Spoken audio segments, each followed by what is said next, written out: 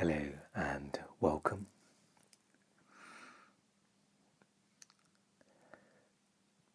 And before beginning today's episode, I would just like for all of us to check in with where we are in this moment.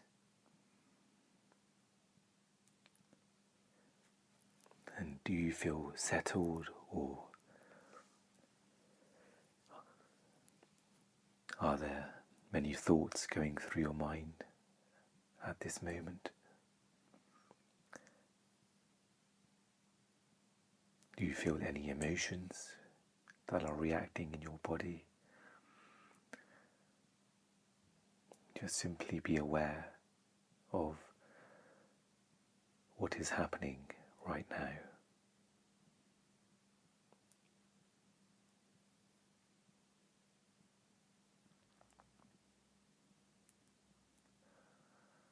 For me personally, I've been struggling a great deal these last few days, and it's been largely due to my mental health.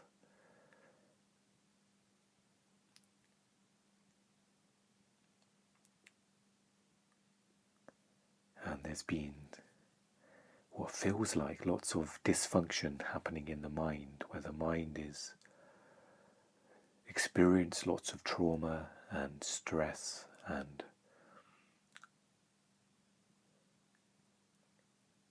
it's had an effect in the last few days, especially. For those of you who've been listening for a while now, you'll know that I've been challenged by mental health for a number of years.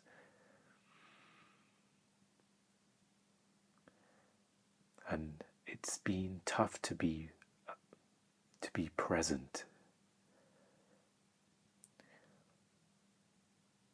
From one point of view, there's been an awareness of the last few days. With suffering comes, for me, comes awareness of that. There's awareness of how much I'm suffering, or if I'm experiencing emotional pain or mental stress.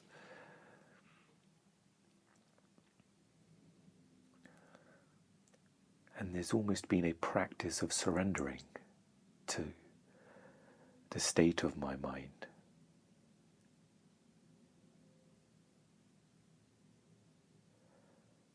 To the unpredictability of my mind in this moment, where it's very difficult to plan.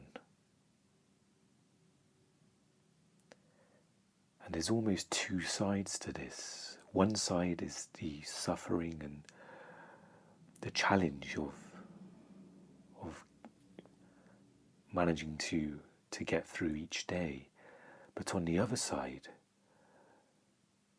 there is almost a drawing to presence like a magnet, as being in the mind is so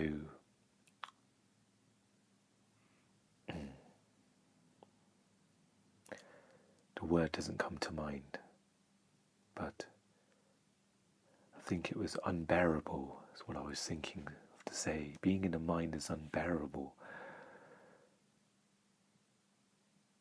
I mean, it doesn't always mean that I immediately come to a still place, but the suffering is also a teacher as well.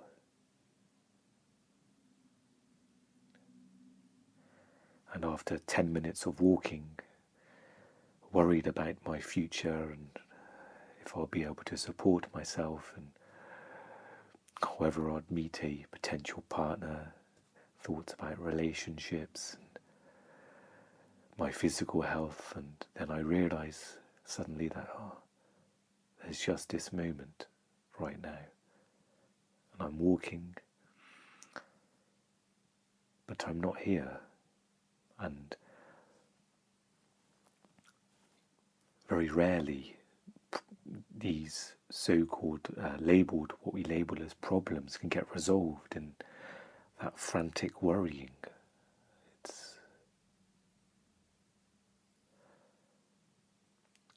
sometimes it can take a moment, or it can take a period of time before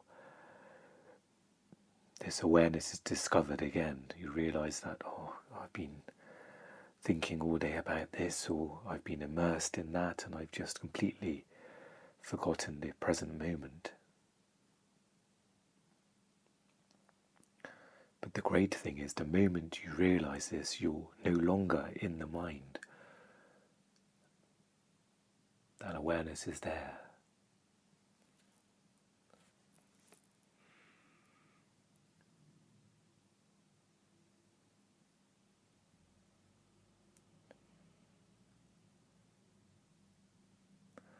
And I thought I would record today, because by recording, it allows me to be present, to be able to talk about the present moment. I have to go into the present moment. So recording is almost my spiritual practice as well.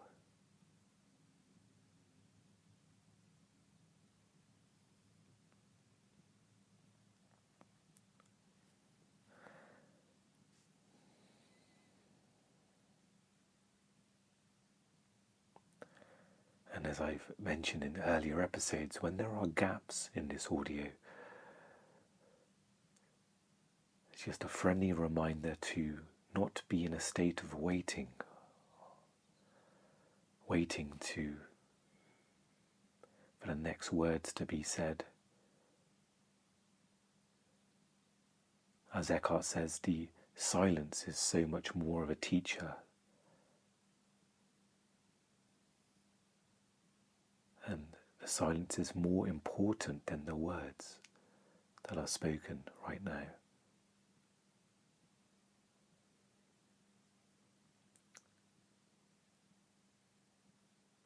And I too am listening, or being aware of the silence as I talk. I don't have anything planned to say.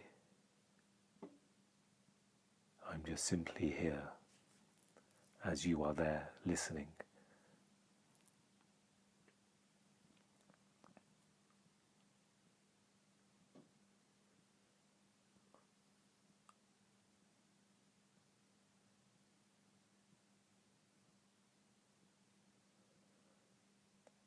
One thing I've been aware of during this challenging time is my increased sensitivity to people's energy or the sound of their voice.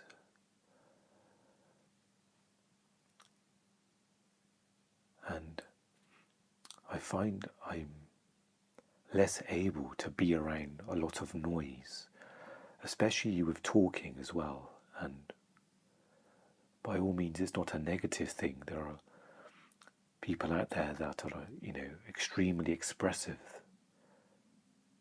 and that's fine. But I've just noticed my sensitivity to that.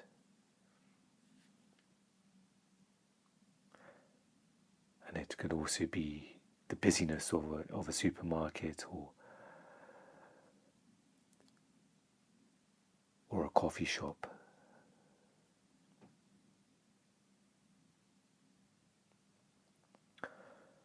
And that's perhaps to do with my mental health. But there's no complaining in that. There's no story. There's just simply awareness of it. Okay, that's how it is in this moment. There's no story of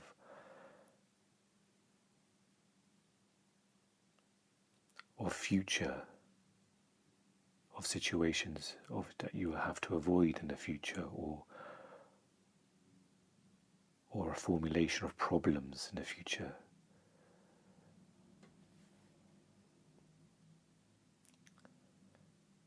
And I have many times, including today, have gone to the future and worried about, how am I going to deal with these sensitivities, or I go to the past and think, sometimes I told a story that I'm getting worse, and this may be true, but sometimes there's a story attached to that of unfairness, of I used to be able to do all of these things, and if only if I was able to have that capacity still, look at all of the things I could have achieved.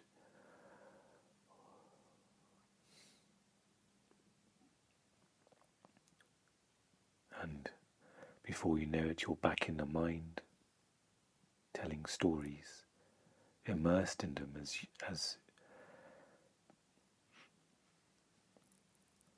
who you think you are. And this silence that is here is covered up again.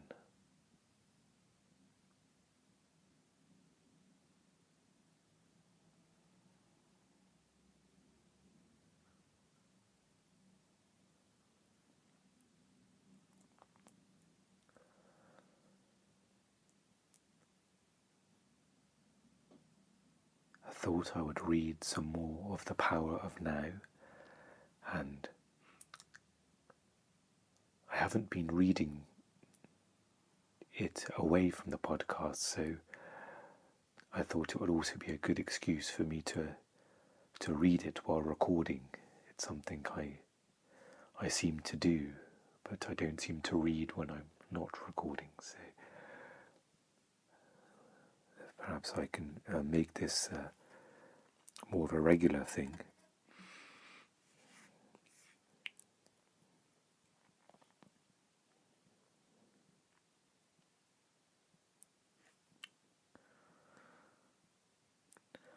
So, I'm not sure if I've read this passage in an earlier episode, but I'm sure we could all do with reading it again. I think I left off talking about purpose, inner purpose and outer purpose. And there's a question presented, and Eckhart has answered it as well. So the question here is, does it matter whether we achieve our outer purpose, whether we succeed or fail in the world? And outer purpose is things such as your career, relationships, achievements, maybe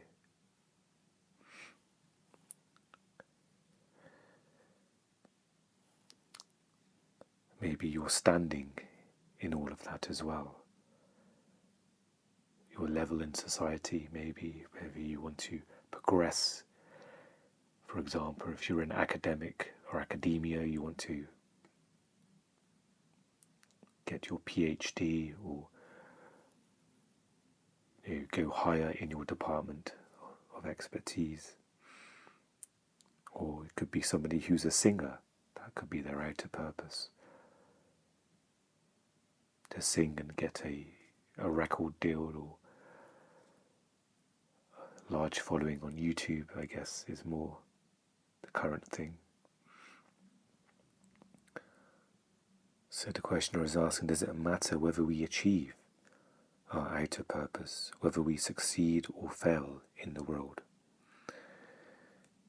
And this is what Eckhart has to say. It will matter to you as long as you haven't realized your inner purpose.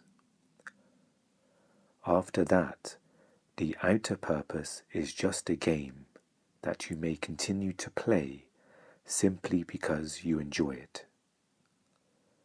It is also possible to fail completely in your outer purpose and at the same time totally succeed in your inner purpose.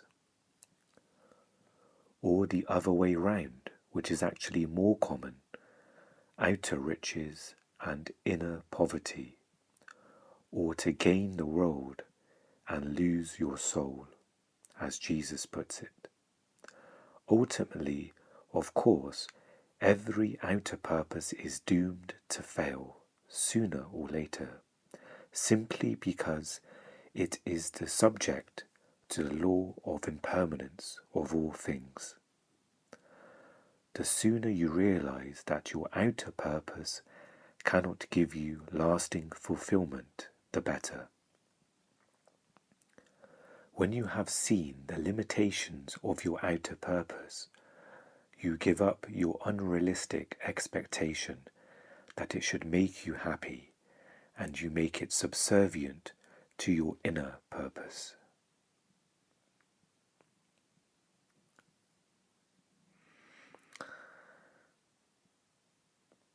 So I will continue to read on, and we've reached a new section of the book.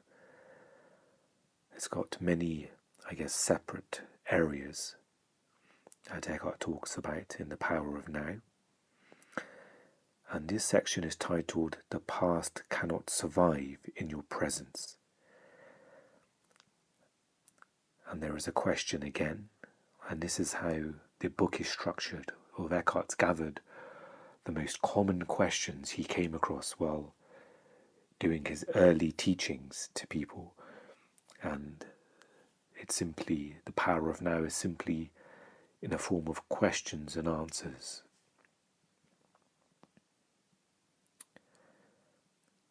So this is the question on the subject about the past cannot survive in your presence. You mentioned that thinking or talking about the past unnecessarily is one of the ways in which we avoid the present. But apart from the past that we remember and perhaps identify with, isn't there another level of past within us that is much more deep-seated? I am talking about the unconscious past that conditions our lives, especially though early childhood experiences, perhaps even past life experiences. And then there is our culture conditioning, which has to do with where we live geographically and the historical time period in which we live. All these things determine how we see the world, how we react, what we think, what kind of relationships we have, how we live our lives. How could we ever become conscious of all that or get rid of it? How long would that take? And even if we did, what would there be left? So that's a very long question.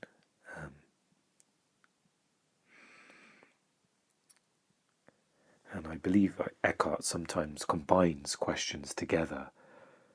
Sometimes the answer can cover multiple questions. So it feels like that's what's happened here. Or it could possibly be somebody's actual question that he's written to Eckhart.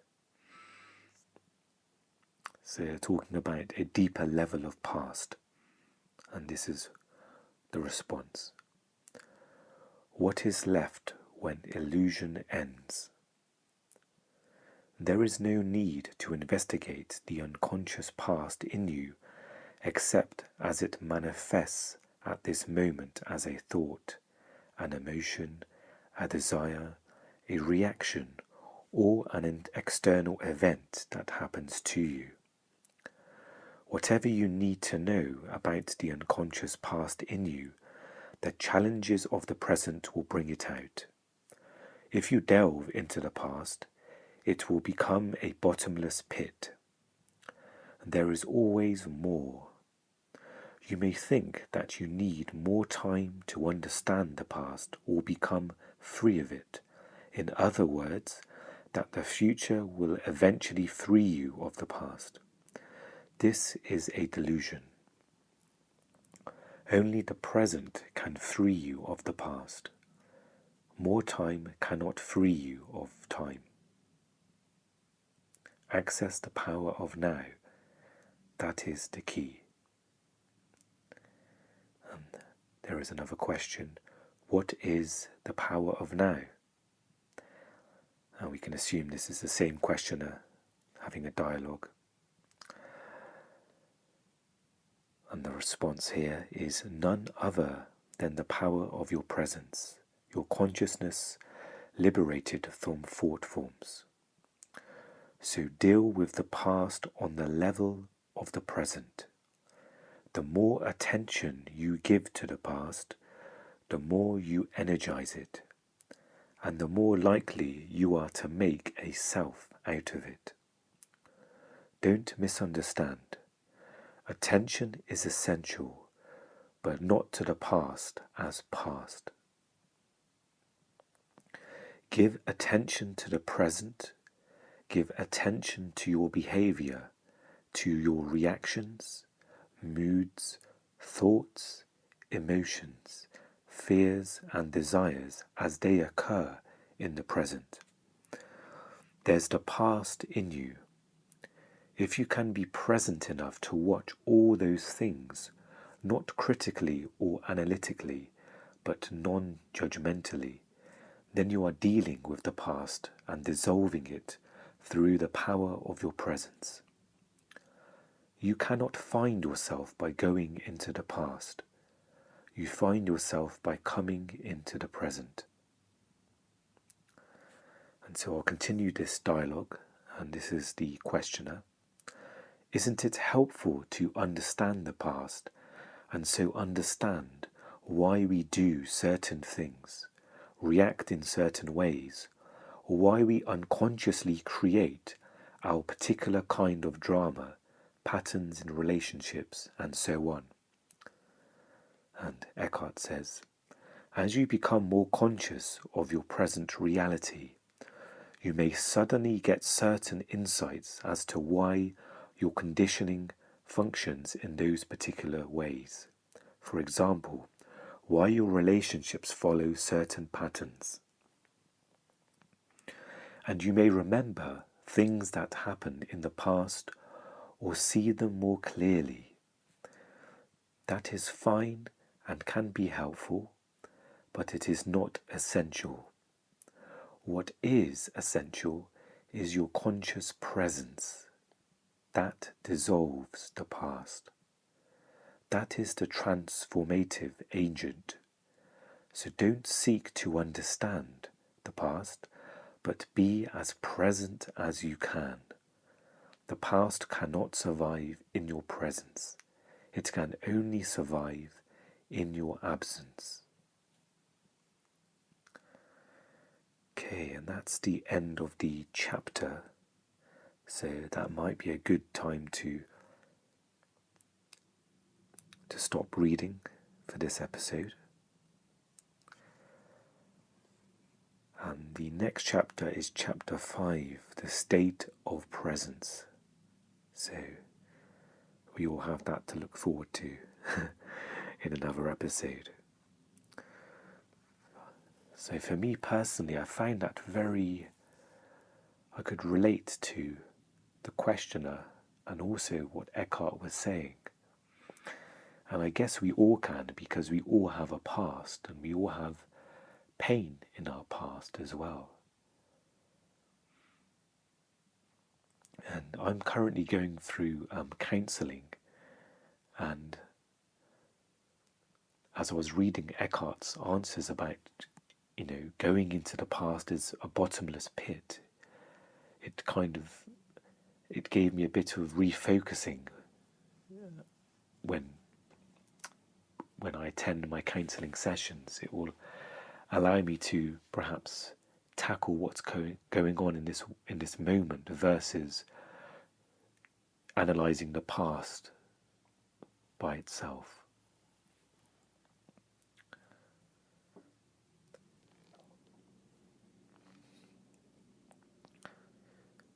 So the past dissolves with our presence.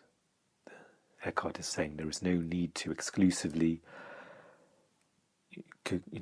go back into our past and heal each individual thing and expect a future where we will be free of the past. Eckhart is saying that that will be a bottomless pit of trying to delve into the past. It reminds me of what Mooji said, mentioned it a few episodes ago, probably before the 10 days of meditation episodes, that in the present moment, everything takes care of itself.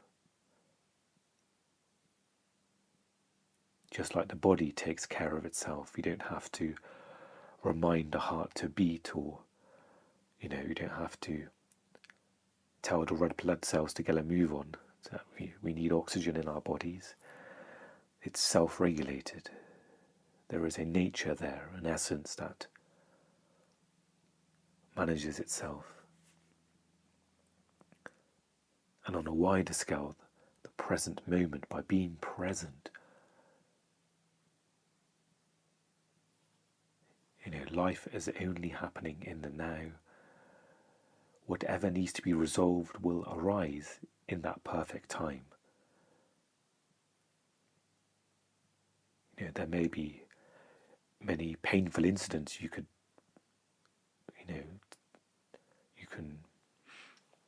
think about right now that come to mind.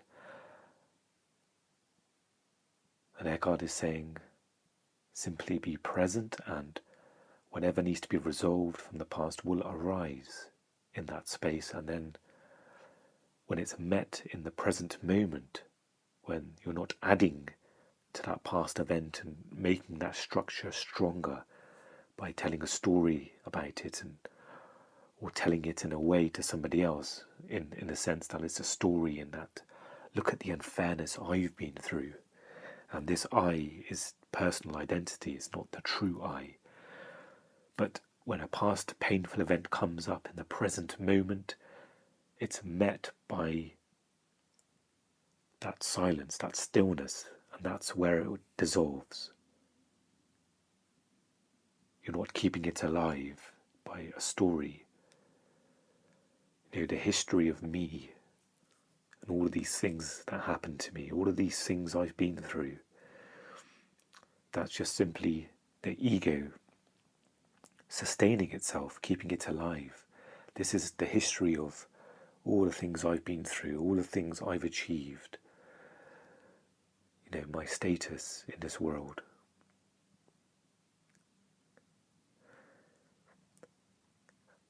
And it's easy to see how complex and how dysfunctional the mind is, especially with past events and what things mean, and how simple and cleansing the present is. And simple and cleansing, they don't do it justice. It's obviously we're dealing with the limitation of language, but we can all relate to that.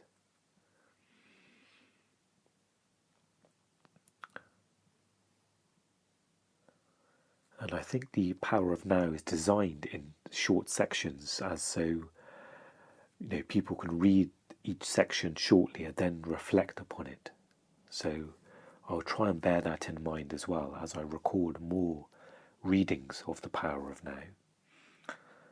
And so perhaps for the rest remaining of today, and maybe into the next day or two, perhaps we can reflect on knowing that the present moment will almost heal the past. And perhaps we may catch ourselves telling somebody about a past event, and that's fine in itself, but just to be aware that you're not adding to that event and making it stronger, making it define you, that's me and that's what happened to me, versus that all there is the present moment and my awareness, my acknowledgement, my witness of the now. And if thoughts and emotions come up of the past, they are simply there in this space, in this vast space of now. And they can be tended to as needed. Okay. So I think I'll leave it there for today. And I can already feel the relief by being in presence for this amount of time. If it's been about, I think it's been about 30 minutes, you can almost feel the effects of that. And so I'm incredibly grateful that I have this outlet to record, and I hope you also got something out of it by my reading and by my sharing of my journey, what's happening with me as well. Okay, as always, I wish you well in this moment that we share right now. And I will speak to you again very soon. Take care. If you have an urge to support this podcast, you're more than welcome to visit my Patreon page, and you can find the link in the description of the episode. There you will find a little bit more information about myself and my journey and my purpose with helping others. You can also share and review this podcast. These are two simple ways to create awareness and spread these teachings, and it will also help future listeners to discover this content as well. Thank you.